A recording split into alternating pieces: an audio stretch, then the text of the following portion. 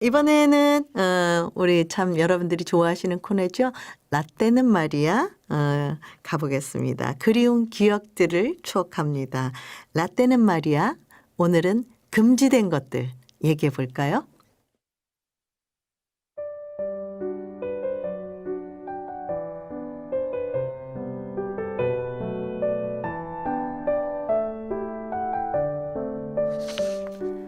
하지 말라는 게 많아서 하고 싶은 것도 많았습니다.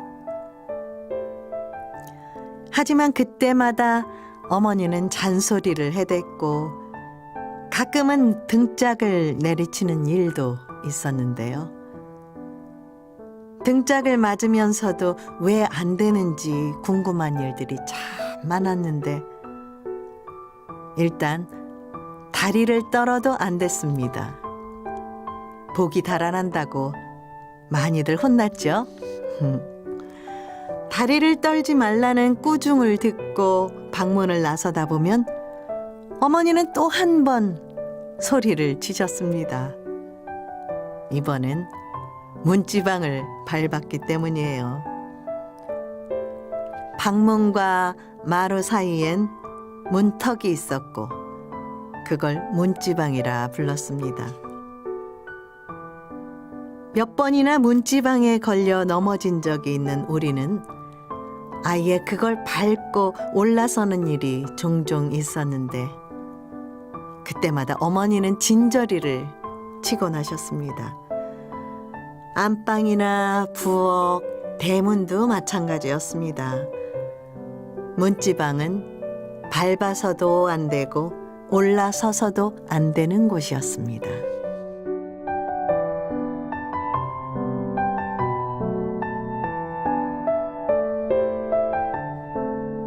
배를 깔고 엎드려 있거나 앉은뱅이 책상에 앉아 먼 산을 보고 있어도 어머니는 등짝을 내리치셨습니다.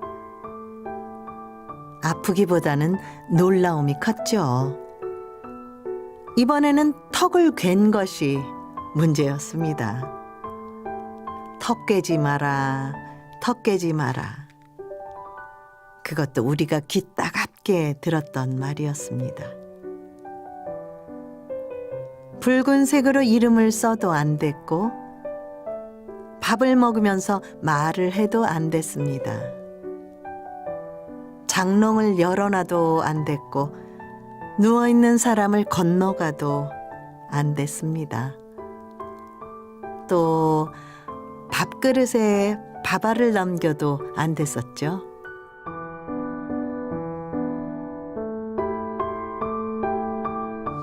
그래요. 그때는 그랬습니다. 하지 말라는 것들이 너무나 많았죠. 간신히 배운 휘파람을 재미삼아 불어도 안 됐습니다. 밤에 휘파람 불면 뱀이 나온다고 했나요? 피리도 마찬가지였습니다. 소리를 내보고 싶은 마음에 몇 번이나 바람을 넣어 피리를 불었지만 아버지까지 덩달아 꾸중을 하셨습니다.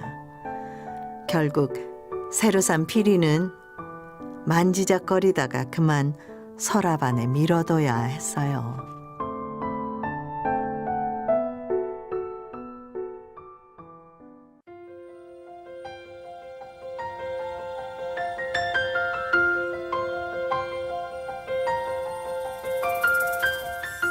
오냐 오냐 하면서 지금이야 뭐든 허락하고 용서하는 게 일이지만 그때는 그랬습니다. 말도 안 되는 이유를 들어서 하지 말라는 게 정말 많았어요. 베개를 세워놔도 안 됐습니다. 총알탄의 위력을 시험하기 위해서 줄줄이 왕겨 베개를 세워두고 총잡이 흉내를 내던 아이들. 하지만 그때마다 어머니는 큰일을 낸 것처럼 싫어하셨습니다. 손톱이나 발톱을 한밤중에 깎아도 안 됐지요. 다음 날 용의검사가 있다고 해도 낮에 깎지 않은 것만 탓하셨습니다.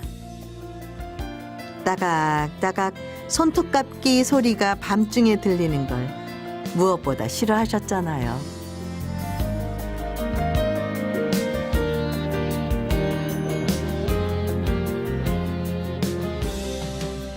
동티가 난다 해서 마음대로 물건을 옮겨놓지도 못하게 했고 못을 함부로 박아도 안 된다고 했습니다.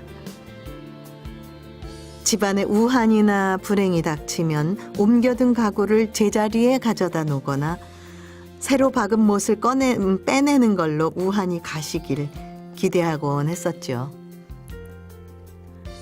밥상 앞에서 해서는 안 될 일들은 참 많았습니다. 국그릇에 밥을 폭삭 엎어도 복이 달아난다고 싫어하셨고 손가락을 밥그릇에 꽂아놔도 안 됐습니다.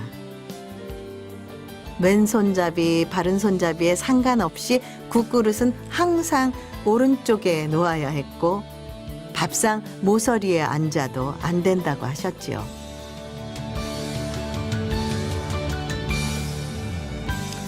한밤중에 머리를 감아도 안 됐고 머리를 빗어도 안 된다고 했습니다.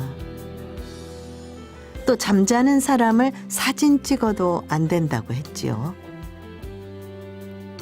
이유를 대기가 궁색해지면 복이 달아난대, 엄마가 죽는데 그런 무시무시한 말로 둘러대시던 기억. 손수건이나 속옷을 다려줘도 안 된다 했고 여자의 목소리가 담장을 넘어도 안 된다고 했습니다. 그렇게 금지된 일들은 남자에 비해 여자들한테 더 많았습니다.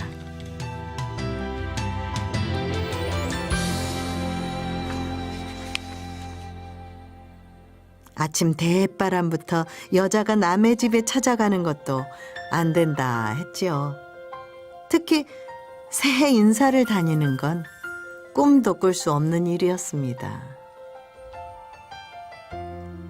아무리 물건을 많이 팔아줘도 여자 손님이 개시를 하면 대놓고 소금을 뿌리는 일도 많았고 한때는 택시 기사들도 첫 손님으로 여자를 태우지 않기 위해서 승차 거부하는 일도 많았잖아요.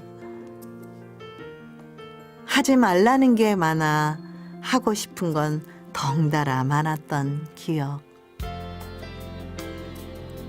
하지만 다리를 떨고 문지방을 밟고 휘파람을 부는 아이들 앞에서 호통치고 있는 우리 모습은 그 시절 어머니를 꼭 빼닮아 있음에 혼자 웃고 있습니다.